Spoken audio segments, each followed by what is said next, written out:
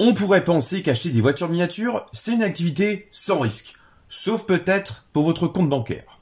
Toujours est-il qu'il existe malheureusement des personnes malveillantes qui peuvent vouloir essayer de vous escroquer.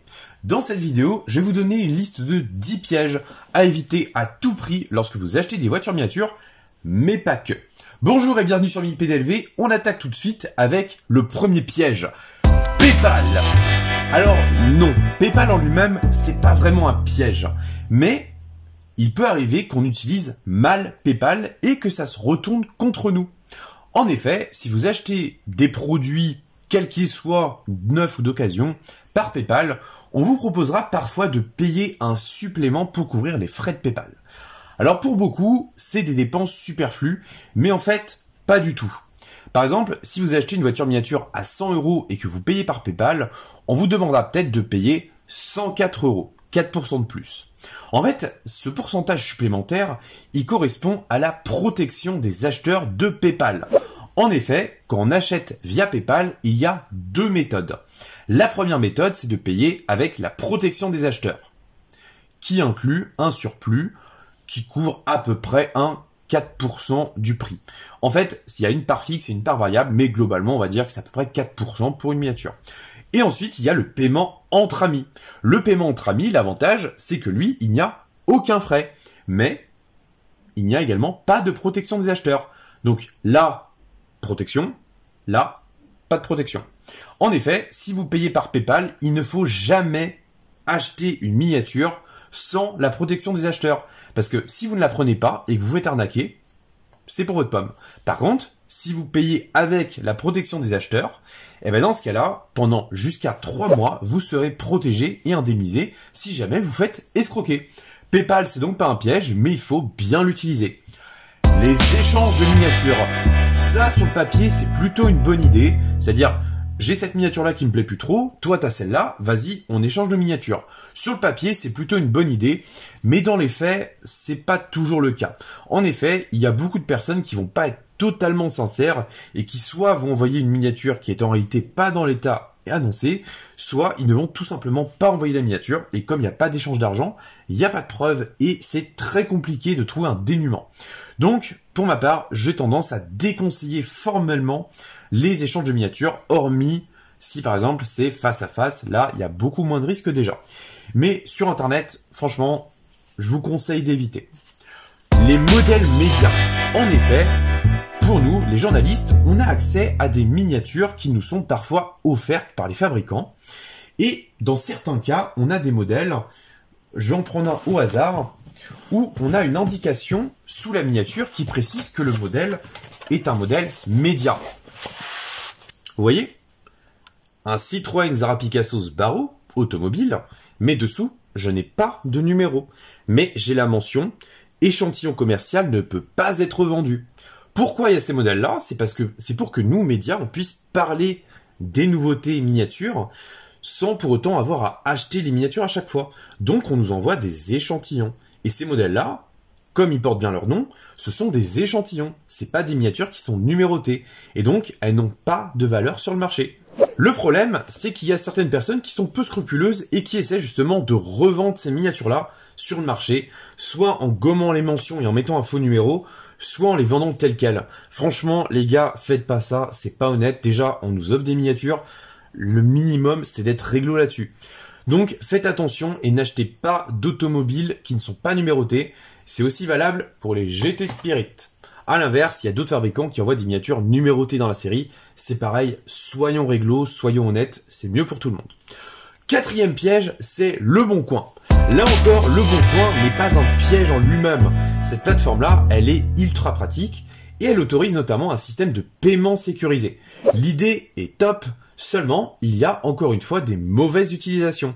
En effet, le principe du paiement sécurisé de Leboncoin, c'est que vous versez, si par exemple vous achetez une voiture miniature, vous versez l'argent à Leboncoin et l'argent ne sera versé au vendeur qu'une fois que vous aurez reçu le produit et que vous aurez validé sa réception.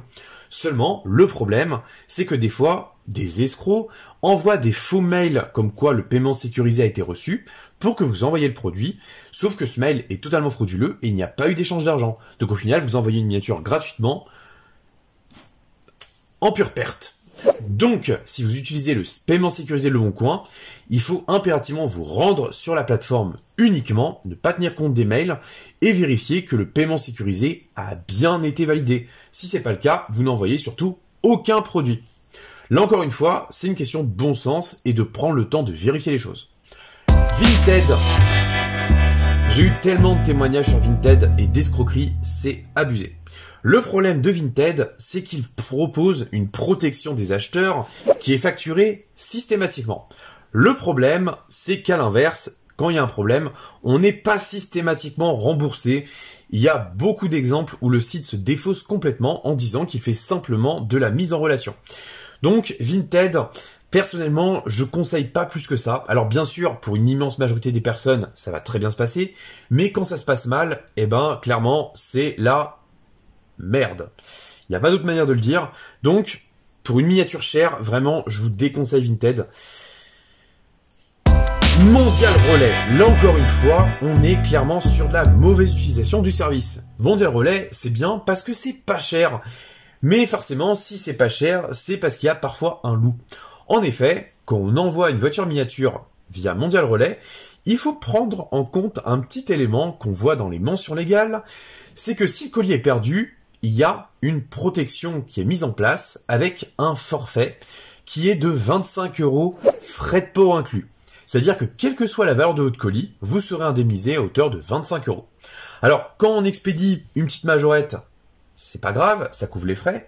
Par contre, si on expédie une miniature qui est très chère, eh ben clairement, ça peut vraiment amener une situation à problème, surtout si c'est entre particuliers. Donc, Mondial Relay, oui, mais il faut bien l'utiliser. C'est-à-dire que si vous envoyez une miniature chère, il faut souscrire une assurance. Il y a des niveaux qui vont de N1 à N5 et la valeur couverte peut aller jusqu'à 500 €. Honnêtement, ça augmente un peu les dépenses, mais ça peut éviter de gros problèmes. Donc vraiment, pensez-y pour vos voitures miniatures un peu plus chères. Parce que vraiment, Mondial Relay, des pertes de colis, il y en a. Clairement, il y en a. Et quand c'est une voiture miniature chère, eh ben vraiment, généralement, entre acheteurs et vendeurs, ça peut être une catastrophe. Le Zamac, j'en ai déjà beaucoup parlé, j'ai même fait une vidéo. Regardez-la si vous l'avez pas vu. C'est une peste, en gros, qui résulte d'un mauvais alliage et qui condamne clairement quelques miniatures, malheureusement, à se désagréger à l'état de poussière. Donc, vraiment, si vous achetez une voiture miniature sensible, c'est-à-dire certaines Norey 2043 du début des années 2000, certaines Norey 2018e de la même époque, certains modèles Podi et même plein d'autres, veillez à ce qu'il n'y ait pas de problème du Zamac. Demandez des photos rapprochées aux vendeurs, notamment dans les zones sensibles comme les charnières. Ça peut vous éviter d'acheter une voiture miniature qui est malade et en soi de faire une dépense qui ne vaut pas le coup. Pensez-y. Les fausses promotions, il y en a beaucoup. En effet, il y a pas mal de sites qui font des fausses promotions, c'est-à-dire qui mettent un modèle soi-disant en promotion, alors qu'en fait, c'est pas le cas du tout. C'est une pratique qui est facile à déceler, il faut simplement aller sur internet, taper la référence du modèle et voir les prix du marché. Si par exemple vous voyez qu'une miniature qui vaut habituellement 500 € est remisée à 60 €, il faut vous poser des questions. Dans tous les cas, il faut prendre le temps de faire cette vérification. Ça vaut aussi bien pour un achat auprès d'un pro que d'un particulier. Les promotions, quand elles sont trop belles, c'est souvent qu'il y a un loup. Ou alors c'est que c'est un modèle qui intéresse pas trop les gens. Le dropshipping, oh là là, quel cancer ce truc. J'y ai également consacré une vidéo. Il faut savoir que le dropshipping, ça consiste justement à utiliser un intermédiaire, c'est-à-dire qu'un intermédiaire pas très honnête va acheter en Chine des produits à pas cher et va les revendre plus cher à un public européen majoritairement. Le dropshipping, c'est donc une pratique qui va vous faire acheter à prix fort des miniatures qui ne valent absolument rien. Donc pour ça, il y a quelques indices à vérifier. Déjà, quand vous trouvez un site où il y a de trop belles remises, questionnez-vous. Si tous les produits sont remisés, questionnez-vous 2 fois plus. Si le site est très récent, là, il faut se méfier encore beaucoup plus. Pour ça, il y a des sites comme Whois Domain Tools qui vous permettent de savoir quand le nom de domaine a été souscrit. Utilisez ce type de site et également Captain Drop si vous avez le moindre doute. Vous tapez l'adresse dedans et ça vous dit si le site vaut quelque chose ou pas. Donc le dropshipping, il est facile à déceler maintenant. On a tous les outils pour le faire. Ne vous faites plus avoir s'il vous plaît. 10e point, les contrefaçons. Et là, c'est quelque chose qui m'énerve parce que on en voit de plus en plus.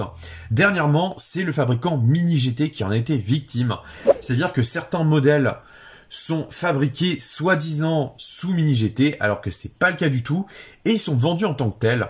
Sur AliExpress, il faut donc faire très attention. Si vous trouvez un modèle Mini GT ou d'un autre fabricant, vérifiez que le modèle existe bien au catalogue de ce fabricant pour ne pas acheter une miniature qui ne vaut tout simplement rien du tout.